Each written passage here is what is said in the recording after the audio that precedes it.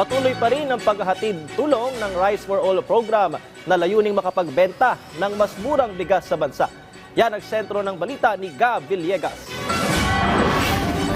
Pagiging curious ang nagdala kay Delphine para bumili ng 6 na kilong bigas sa kadiwa ng Pangulo sa MRT North Avenue Station. Ayon sa kanya, karaniwang 50 pesos kada kilo ang nabibili niyang bigas sa kanilang lugar, dahilan para siya ay mapabili ng mas murang bigas.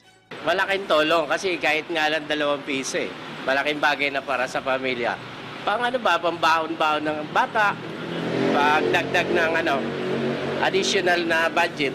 Ang ibinibentang bigas kasi sa kiosk ng kadiwa ng Pangulo aabot sa 40 pesos kada kilo dahil yan sa Rice for All program ng Department of Agriculture. Ayon kay Agriculture Secretary Francisco Chu Laurel Jr., ang Rice for All program ay katuparan ng nais ni Pangulong Ferdinand R. Marcos Jr. na makapagbigay ng mas murang bigas sa marami pang Pilipino. Ang programang ito ay bukod pa sa inisyatiba ng pagbebenta ng 29 pesos kada kilo na sumusuporta sa vulnerable sector, kabilang ang mga senior citizen, persons with disability, solo parent at mga indigent. Kasunod rin ng matagumpay na rollout ng Rice for All program sa ilang pamilihan at mga istasyon ng tren, plano pang palawakin ng DA ang Rice for All program sa 9 na dagdag pang mga lokasyon. Gab Humilde Villegas para sa Pambansang TV sa Bagong Pilipinas.